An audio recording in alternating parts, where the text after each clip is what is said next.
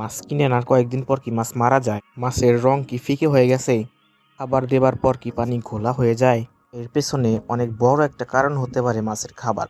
কারণ মাছের খাবার ভালো না হলে সেই মাছ কোনোদিনও গ্রো করবে না কিংবা তার কালার ঠিক থাকবে না।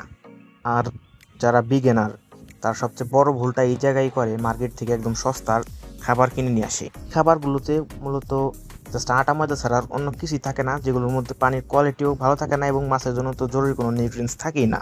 এই জন্য যারা 40-50 টাকার প্যাকেটের খাবারগুলো মাছ খাওয়ান তারা একটু সাবধান হয়ে যান।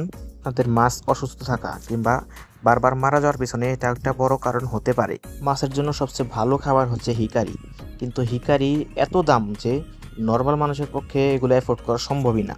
এই জন্য কম দামের ভিতরে সবচেয়ে ভালো খাবার হচ্ছে অপটিমাম। আমার অভিজ্ঞতা থেকে বলতে পারি অপটিমাম একটা ভালো খাবার। সবাই যেটা করে কোয়ালিটি গোল্ড, এই খাবারটা সবাই কিনে আনে। কোয়ালিটি গোল্ড এমন না যে খুব একটা খারাপ খাবার, তবে খুব একটা ভালোও না, মানে জরুরি নিউট্রিয়েন্টসগুলো মোটামুটি আছে। এই খাবারটা মাছকে খাওয়ালে মাছ টিকে থাকবে, মানে বেঁচে থাকবে ঠিকই, কিন্তু ভালো গ্রোথ হবে না কিংবা কালার খুব একটা ভালো আসবে না। এই খাবারটা আমি দীর্ঘদিন মাছকে খাইয়েছি, খাওয়ানোর পরে রেজাল্ট কিছুটা আমার কাছে একটু খারাপই মনে হয়েছে, কারণ এই খাবারটাতে জরুরি নিউট্রিয়েন্টস খুব একটা বেশি নেই, আছে পরিমাণে অল্প।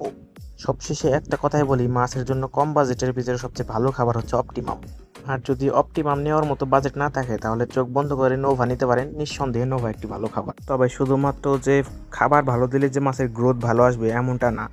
হ্যাঁ, খাবার মাছের গ্রোথে হেল্প করে ঠিকই, কিন্তু যদি আপনার ভালো স্পেস, ভালো ফিল্ট্রেশন ব্যবস্থা, পানির কোয়ালিটি এগুলো যদি ভালো না থাকে তাহলে মাছ গ্রো করানো অনেকটা কঠিন হয়ে যাবে। এই জন্য ভালোভাবে মাছকে গ্রোতে চাইলে পানির কোয়ালিটি এবং ফিল্ট্রেশন ব্যবস্থা ভালো রাখতে হবে এবং স্পেসটাও বড় দিতে হবে। আর এটা কোনো স্পন্সর ভিডিও না, আমার অভিজ্ঞতার উপর নির্ভর করে আমি এই ভিডিওটা তৈরি করছি। যদি ভিডিওটা ভালো লাগে তাহলে একটা লাইক করবেন, চ্যানেলটাকে সাবস্ক্রাইব করবেন। দেখা হচ্ছে পরবর্তী ভিডিওতে, ততক্ষণের জন্য আল্লাহ হাফেজ।